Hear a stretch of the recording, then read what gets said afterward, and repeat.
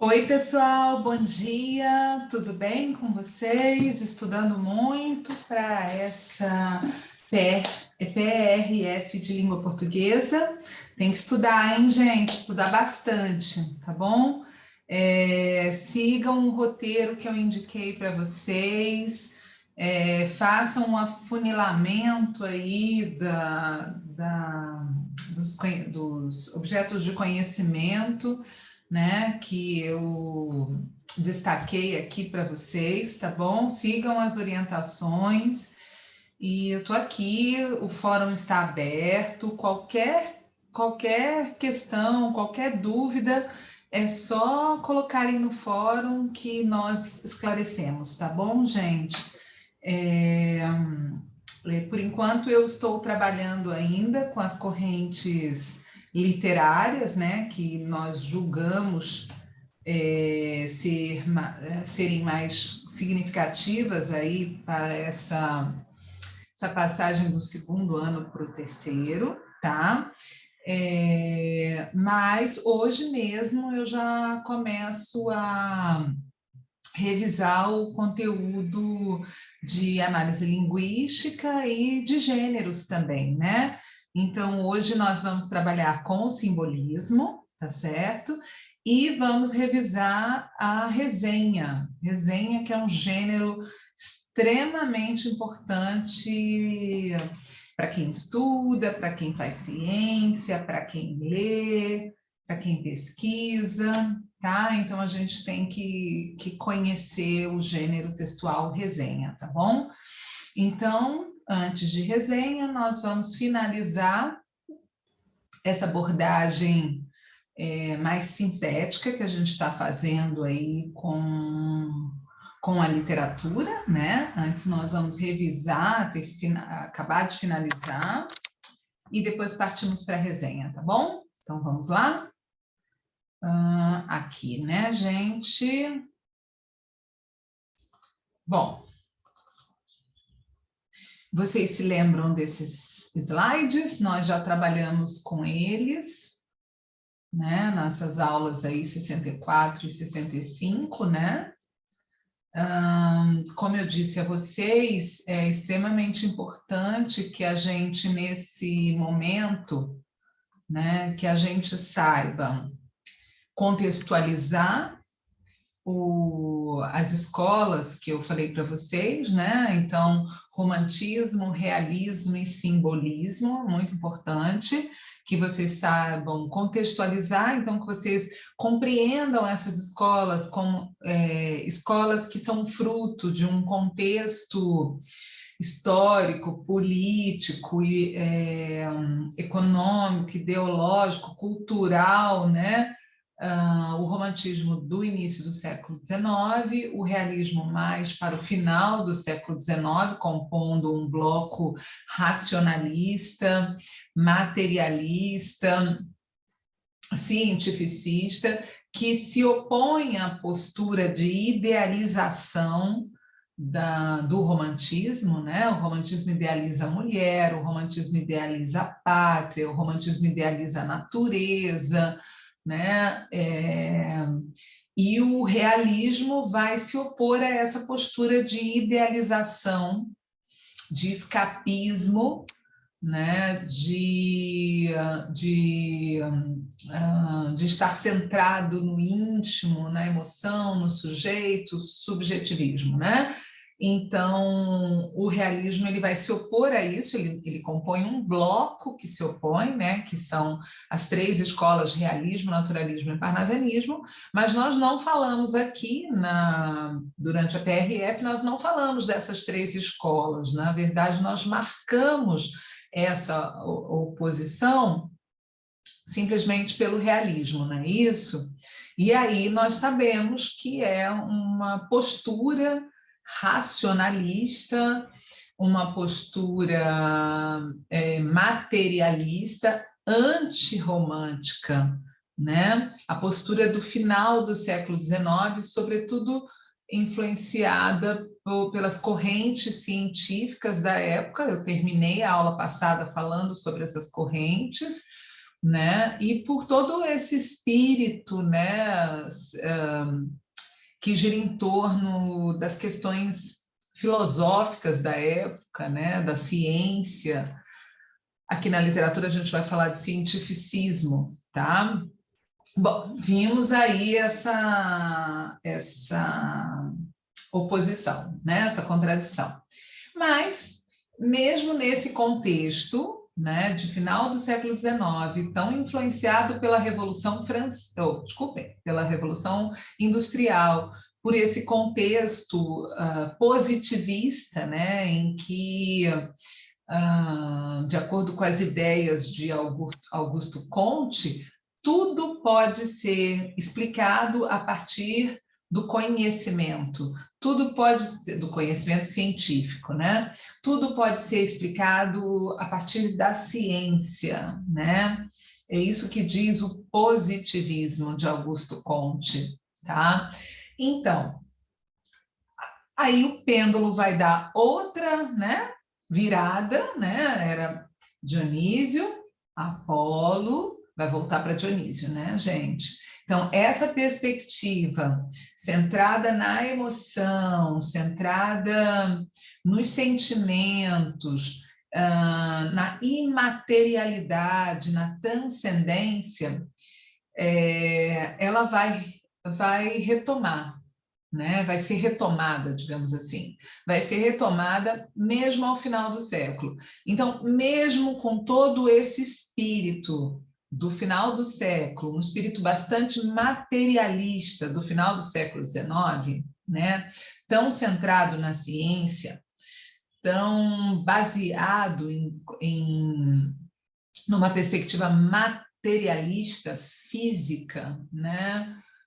Da vida, mesmo assim, vai surgir toda uma movimentação na arte, né? Que inclusive começa com o impressionismo, né? Que nós estudamos aqui. Na literatura, essa perspectiva vai ser chamada de simbolismo, né? Que é uma perspectiva, que é uma estética que se opõe a esse bloco realista, esse bloco materialista, esse bloco cientificista do final do século XIX, tá? Então, o contexto é o mesmo, né? O contexto é esse final de século aí tão fruto da Revolução Industrial, né? É, mas esses artistas ligados ao simbolismo, ao contrário dos artistas ligados ao realismo, e aí nós vimos quadros do Colbert, né? Então, esses artistas que compõem o simbolismo, eles vão ter uma postura de negação à matéria, de negação à razão, de negação à ciência. Tá? Então, eles, na verdade, vão retomar as características gerais, né, obviamente, o ideário, né, filosófico, digamos assim, do romantismo. Isso vai ser retomado, né, essa postura mais intimista do romantismo, ela vai ser retomada e apreciada novamente pelos simbolistas, né? Que são artistas que surgem num movimento de oposição a esse bloco realismo, naturalismo, parnasianismo, né? O simbolismo, ele nega, portanto, a razão. Então, é antirracionalista. Ele nega, portanto, a ciência. Então, ele é anti-cientificista. Ele nega a física. Então, ele está muito mais para a transcendência. E aí, o que a gente vai observar aqui no simbolismo? Imagens vagas, fluidas, transparentes, como nós vimos naquele poema Antífona. Lembram-se? Tudo bem vago, tudo bem transparente, tudo vaporoso, tudo fluido, né? Porque não é palpável, não é material. Muito pelo contrário, é uma exaltação do impalpável, do não material, daquilo que daquilo que não é concreto, né? Então é essa postura antimaterialista, tá certo? Então o início desses slides, né, dessa aula, já fala sobre isso, né?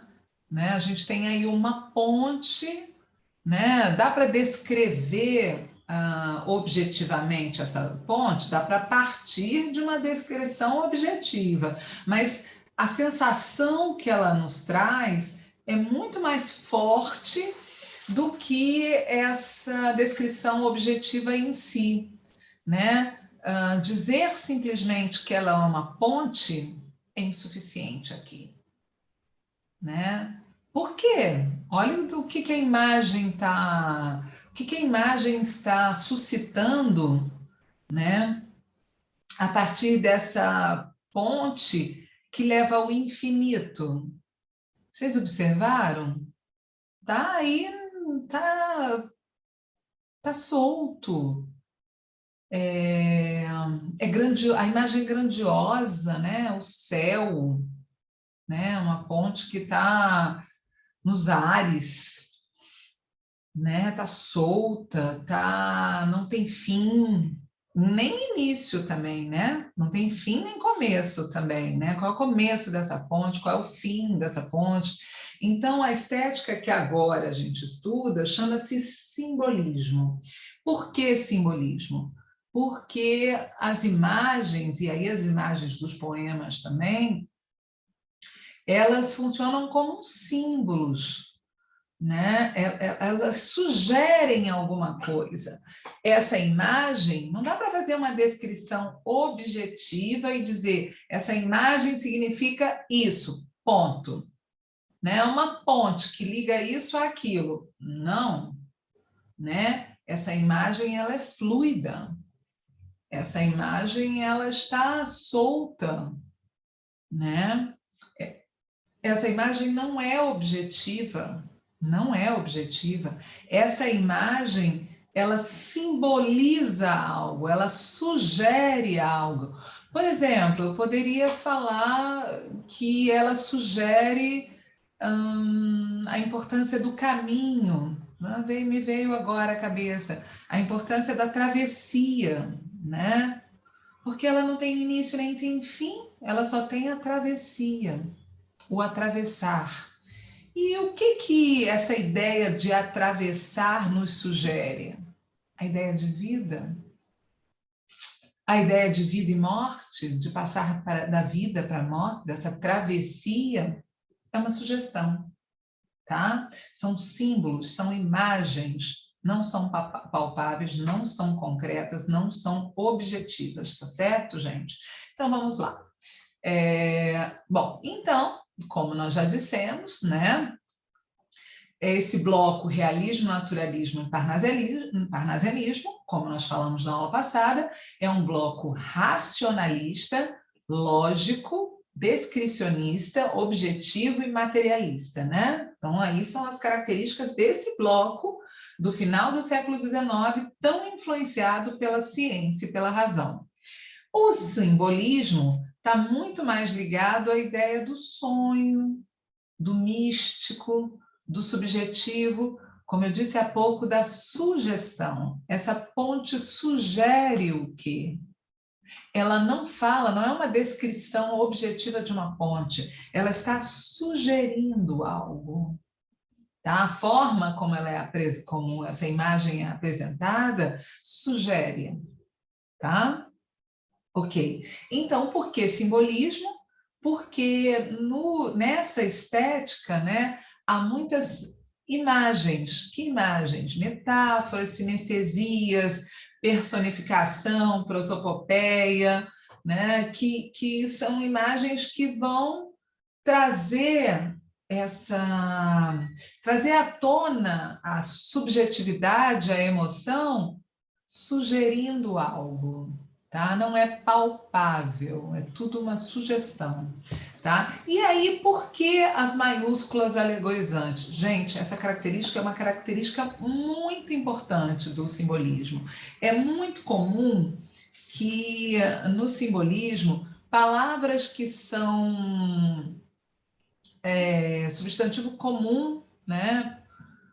Por exemplo, pureza, substantivo comum, mistério, substantivo comum. Mas nós vimos ao longo das aulas, né, vários poemas que usam, que falam da pureza, que falam do mistério, que falam do amor e vão usar e vão colocar nos poemas esses substantivos com letra maiúscula. O que está fazendo? Está singularizando esse substantivo, está transformando esse substantivo que é comum num substantivo próprio. E o que significa isso? Transformando em alegoria. Por isso é que chama maiúsculas alegorizantes, tá? Transforma em alegoria, transforma num símbolo universal, tá bom, gente? Dá a ele uma dimensão de universalidade, dá ao símbolo, a imagem, a palavra, ao substantivo comum, uma conotação de universalidade, tá certo? Tá? Ou seja, tá tirando ele do comum, tá? Uma outra característica muito importante no simbolismo é a musicalidade, né? Como o bloco anterior é um bloco mais materialista, a poesia da época, que é o parnasianismo, é muito da matéria, nós poderíamos até relacioná-la, se quisermos fazer algum tipo de comparação, falar que ela está para as artes plásticas, para a pintura, para a escultura, sobretudo para a escultura, né? Nós temos aquele poema bem famoso do Olavo Bilac, que é o Profissão de Fé, em que fica bem claro o tratamento que se dá à palavra. A palavra é esculpida, torneada, né? Quer dizer, é plástico, é material. Aqui não. Aqui toda a alusão é à música. Por quê? Porque a música é uma arte impalpável, né? Ela é a arte da transcendência, não é à toa que em rituais religiosos de várias correntes religiosas, vários rituais são celebrados com música, né? Com música de várias religiões de várias origens diferentes. O que é religião? É o religare, né? O estar ligado ao divino. Essa ligação com o divino se alcança por meio da música. Então, ela é mesmo essa perspectiva do inexplicável, da transcendência, do plano místico, né? Certo? E não do plano material. Material está para realismo, naturalismo, parnasianismo. Aqui é um plano mais espiritual, tá certo, gente? Então, a musicalidade é uma característica extremamente importante. Por isso, os poemas simbolistas são muito ricos em rimas, em aliterações, em assonâncias. O que são aliterações? Repetição de sons consonantais. O que são assonâncias? Repetição de sons vocálicos, né? Tá certo? Bom, vamos lá, continuando. Olha aí um exemplo de aliteração. Vozes veladas, veludas, vozes. Volúpias dos violões, vozes veladas. Vagam os velhos vórtices velozes dos ventos vivas vãs vulcanizadas. Quer dizer, essa repetição do fonema, né, gente? Do fonema que é o V, né, na língua escrita, né? Essa repetição, vocês vejam que o apelo ele é sonoro, né? Não, tá certo, a gente está vendo aqui a consoante se repetindo, mas a questão não é a consoante, sim o fonema consonantal, né? Que inclusive produz até mesmo a imitação de determinados sons, né? Lembra o vento, aí fala dos ventos aqui no último verso, né, desse quarteto, lembra as volúpias dos violões, né, assim, a sonoridade do violão, né? Então, a sonoridade, a musicalidade são características muito importantes aqui, muito importantes mesmo, tá? Bom, o uso de maiúsculas alegorizantes, que já expliquei, mas vamos retomar que essa característica é muito importante. São iniciais maiúsculas em substantivos comuns, enfatizando o aspecto simbólico e alegorizante dos vocábulos e dando força emocional a eles. Rasga no etéreo espaço da pureza. Gente, espaço, olha que imagem vaga, o que é espaço? A não ser que eu diga objetivamente que espaço é esse. Mas aqui, do jeito que está, é totalmente impalpável. Espaço da pureza? O que é o espaço da pureza, gente? Céu, céu, mistério, né? Totalmente vago, né? É, é isso. Então, continuando.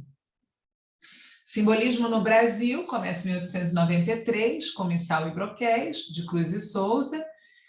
O Cruz e Souza ele é conhecido como cisne negro brasileiro, tá? O Cruz e Souza ele tem uma fixação por cores brancas, não é à toa, né? Porque ele tem uma fixação pela transparência, porque ele vai trabalhar com essas imagens vagas, vaporosas, né? Como as imagens de luares, de neves, de neblina.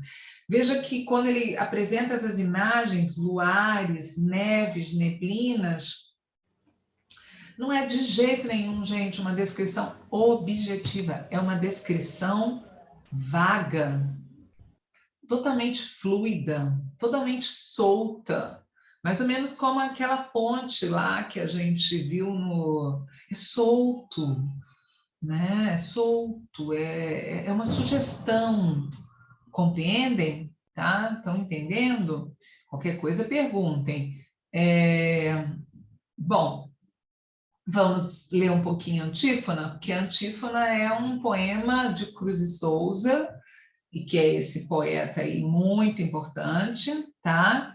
E o Afonso de Guimarães também é muito importante, mas o Cruz e Souza ele é mais, digamos, abordado em provas de grande escala e em provas nas escolas também, tá? Ou formas alvas, brancas, formas claras, de luares, de neve, de neblinas, ou formas vagas, fluidas, cristalinas, incensos dos turíbulos das aras. Gente, vejam que são imagens todas que sugerem algo, não é nada objetivo. Percebam que o clima, né, é de religiosidade. Olhem a quarta estrofe: visões, salmos, cânticos serenos, surdinas de órgãos. Então, a própria alusão, a própria antífona, né, faz parte, a palavra antífona, né, está muito ligada a um vocabulário litúrgico, né, religioso, tá? Porque é essa coisa, o simbolismo está ligado a essa ideia de misticismo, de religiosidade, tá? Misticismo, religiosidade, porque está falando do que é fluido, do que transcende, não é da matéria, é do que transcende a matéria, né? não é da imanência, e sim da transcendência. Veja a presença de maiúsculas alegorizantes, ó, formas do amor, cor, perfume, né, dor, substantivos comuns que aqui estão transformados em alegorias, em símbolos, né? Não símbolos porque eles vão explicar objetivamente do que o artista está falando. Não, luz, gente, com letra maiúscula. Mas porque serão símbolos que vão remeter a ideias, a sugestões, né? Mas não objetivas, tá? Observe também que tem um tom mais melancólico, né, gente? Olha, ele fala do réquiem do sol, que a dor da luz resume, é o pôr do sol, né, gente? É a dor da luz, olha só, né? Então ele está falando de dor relacionando a algo que é do nosso cotidiano, que é o pôr do sol. Todos os dias o sol se põe, e todos os dias o sol nasce novamente, né? E no dia seguinte o sol nasce novamente, e esse é o ciclo da vida. Mas aqui ele dá ênfase à a dor da luz, porque vai escurecer, né? Porque vai escurecer, porque vai anoitecer ao pôr do sol. Então as imagens são assim, são vagas, são inexplicáveis de forma... São não explicáveis de forma lógica, são explicáveis de forma não lógica, né?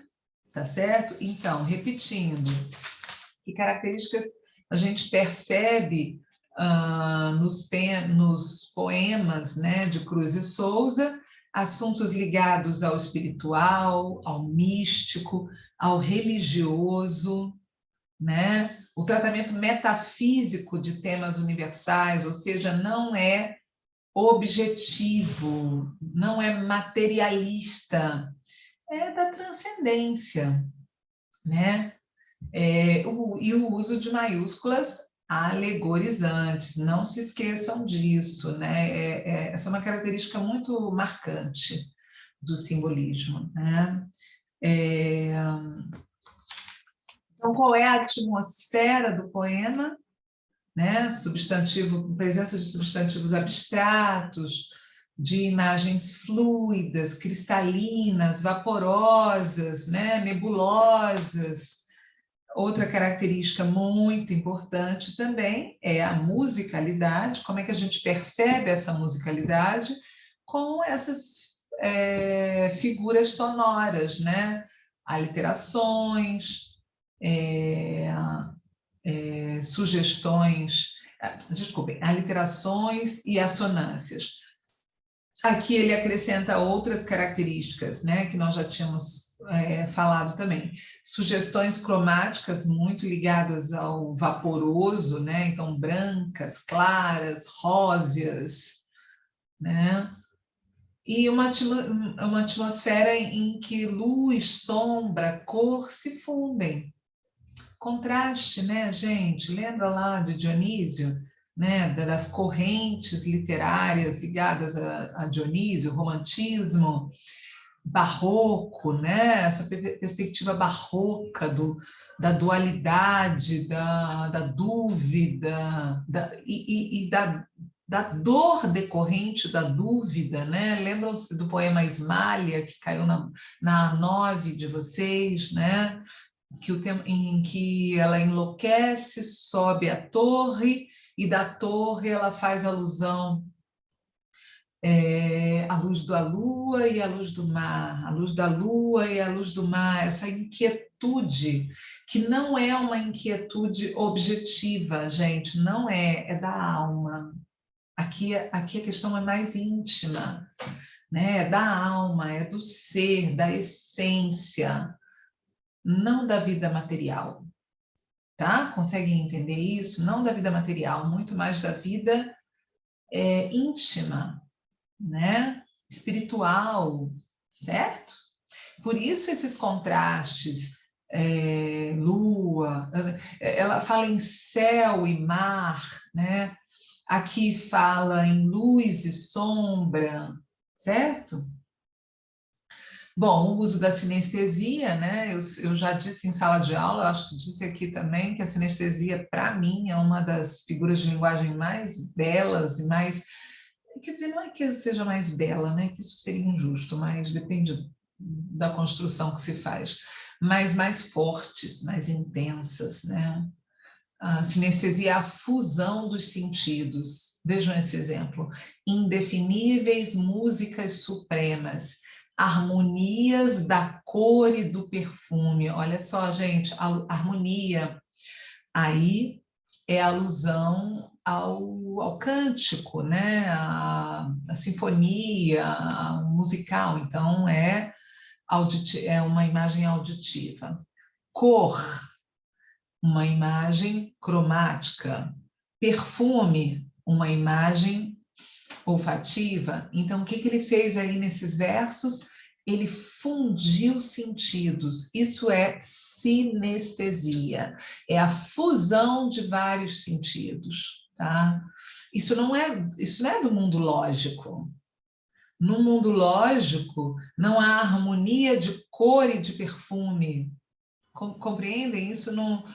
Harmonias da cor e do perfume, ele está juntando 3 sensações, né? Isso não é do plano lógico, isso é do plano subjetivo, tá? Bom, essa linguagem vaga, antimaterialista, antirracionalista, subjetiva, a presença da morte, a presença da dor, do sofrimento. É comum encontrar palavras como tristeza, triste, lágrimas, soluços, sofrimento, dor, como nós vimos nesse poema. É um vocabulário que vai ser encontrado nesses poemas, porque é um poema que fala da intimidade, de uma intimidade de dúvida, de uma intimidade de dor, de tensão, né? Ok?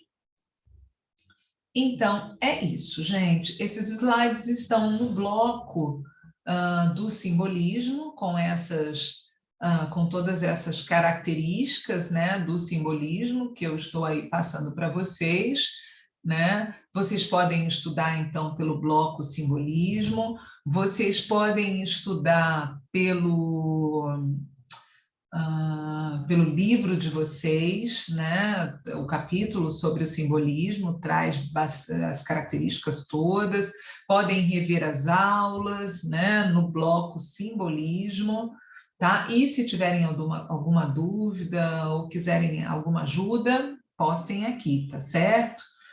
Bom, vamos agora falar um pouquinho sobre a resenha. Vamos revisar a resenha? Vamos fazer uma revisão? Né? Aqui a gente cita a Mary Shelley, né? E nós temos um filme sobre ela, né? Está na Netflix, inclusive. A Mary Shelley é a escritora de Frankenstein. Durante muito tempo, essa obra se acreditou que a obra tivesse sido escrita pelo marido dela, mas não, foi escrita por ela, né?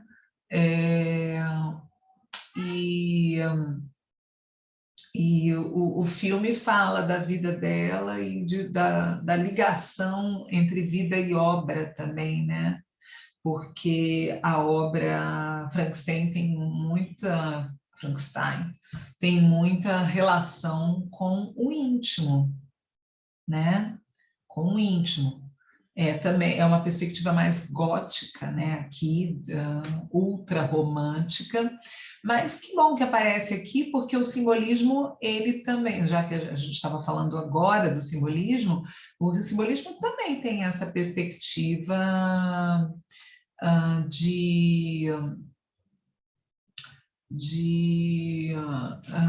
estar centrada no íntimo, né? Então, o simbolismo, ele é uma retomada ao romantismo, tá? Bom, vamos ver algumas características aí da resenha crítica. Bom, Mary Shelley, A Arte contra Barreiras Sociais. O drama romântico de época é uma verdadeira ode ao fazer artístico e um contundente retrato histórico. Em uma época cercada pelo machismo, a trajetória de Mary Shelley para a criação de Frankenstein se torna a luta contra barreiras sociais. Observem aqui o título, né? Certo? Que destaca o tema central da obra, Mary Shelley, a arte contra barreiras sociais, tá? Aí vem a introdução da resenha. A análise minuciosa de uma obra artística não contempla apenas sua linguagem, pois envolve também o exame de seu autor e do contexto de produções.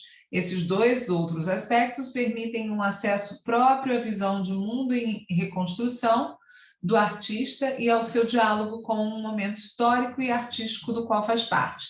Tais elementos não faltam a Mary Shelley, produção disponível na Netflix, sobre o amadurecimento de Mary Golding como mulher no século XIX e como a renomada escritora do clássico da literatura, Frankenstein. Ou seja, o que você tem na apresentação da obra, né? O que você tem na introdução? Apresenta a obra, tá certo? Apresenta a obra. Agora, não se esqueçam, né? Apresentou a obra fazendo o quê? Contextualização do tema central, valorizando a arte, né? Aí vem o desenvolvimento. O desenvolvimento é um resumo. Gente, em resumo é diferente de resenha, né? Porque a resenha, ela tem uma perspectiva crítica. A resenha, ela apresenta ponto de vista, argumentação, ela é um texto argumentativo, tá? E o resumo não, o resumo ele só apresenta as ideias principais da obra que está sendo resumida, só isso, sem incluir ideias novas e sem deixar de citar ideias que são relevantes para aquele texto, tá certo?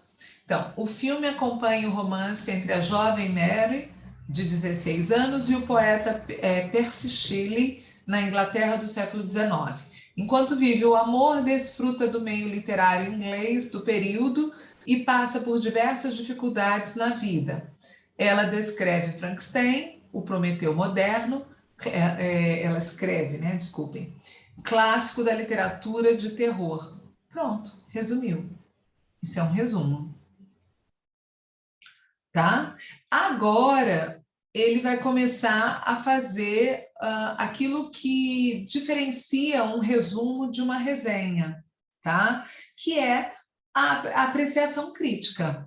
A narrativa construída pela diretora Haifa Al-Mansur possui duas dimensões conforme ela avança e se desenvolve. A ênfase no valor da arte para a existência humana, sendo uma atividade que dá poesia e beleza a tudo ao seu redor, além de poder servir de suporte para questionamentos de valores sociais ou políticos estabelecidos.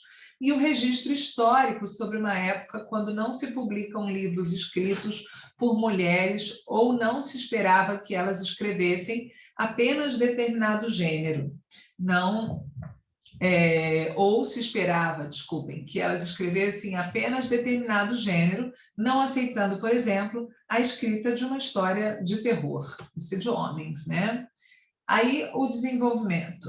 A literatura é mostrada como algo pertencente ao universo da protagonista desde muito nova, principalmente no primeiro ato, quando o foco está na dinâmica de sua casa, habitada também por seu pai, madrasta e 2 irmãos.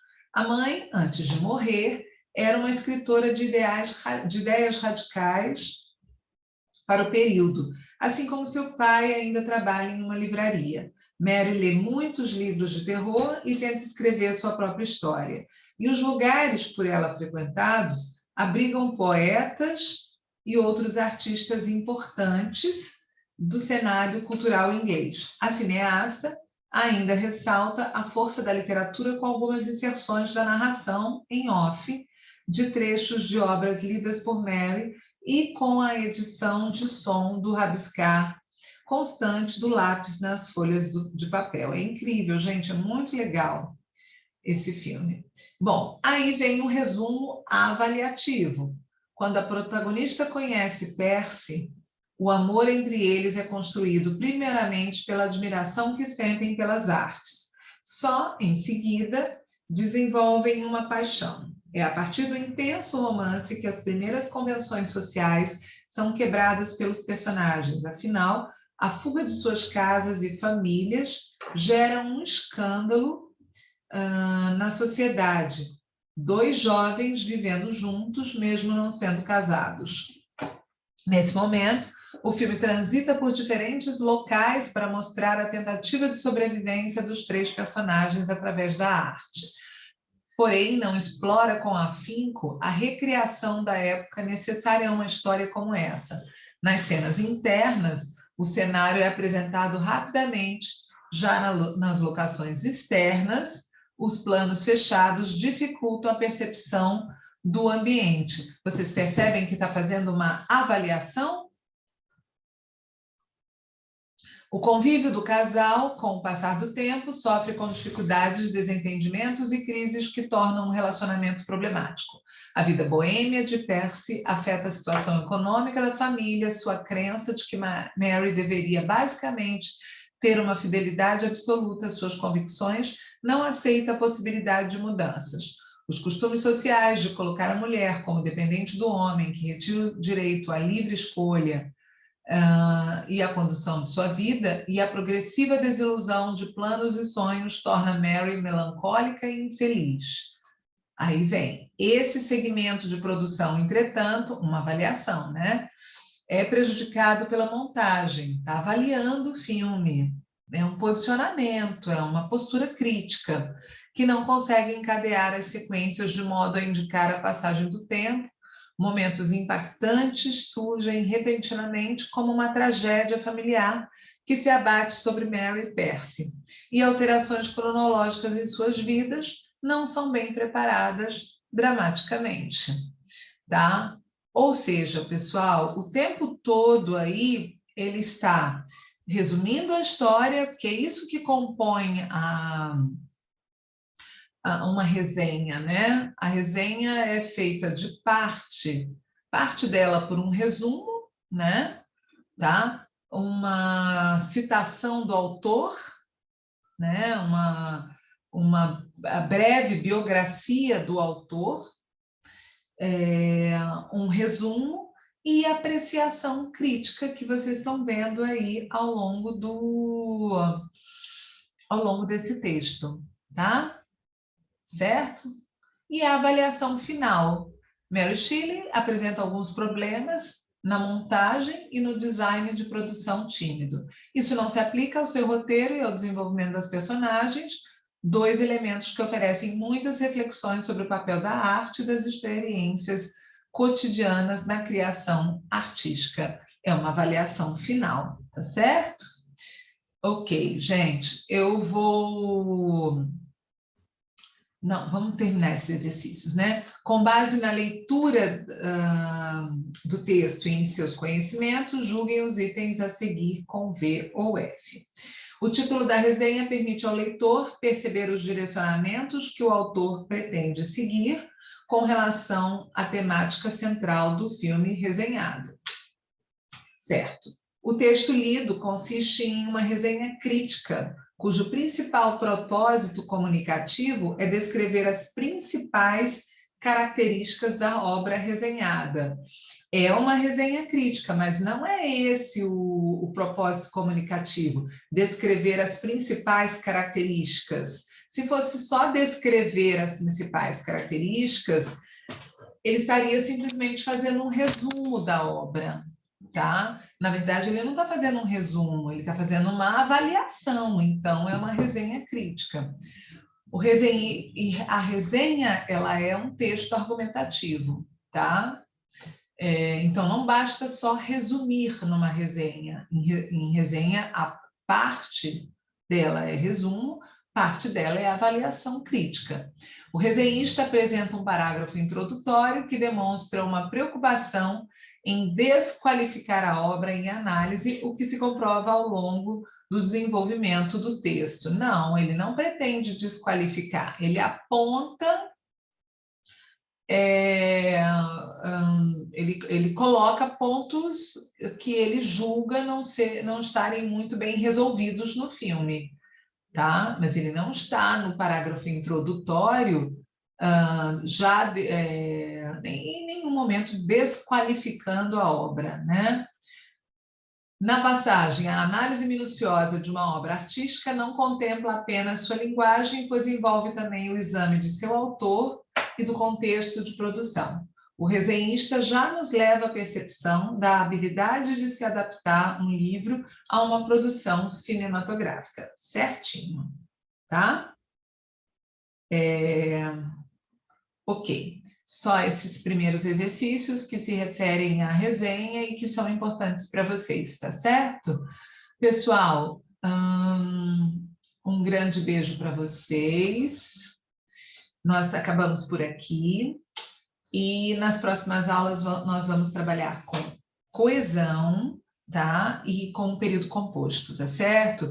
E aí nós finalizamos aqueles conteúdos que eu disse para vocês desde o início, que vocês devem se ater a eles, tá? Um grande beijo, bons estudos, qualquer dúvida postem, por favor.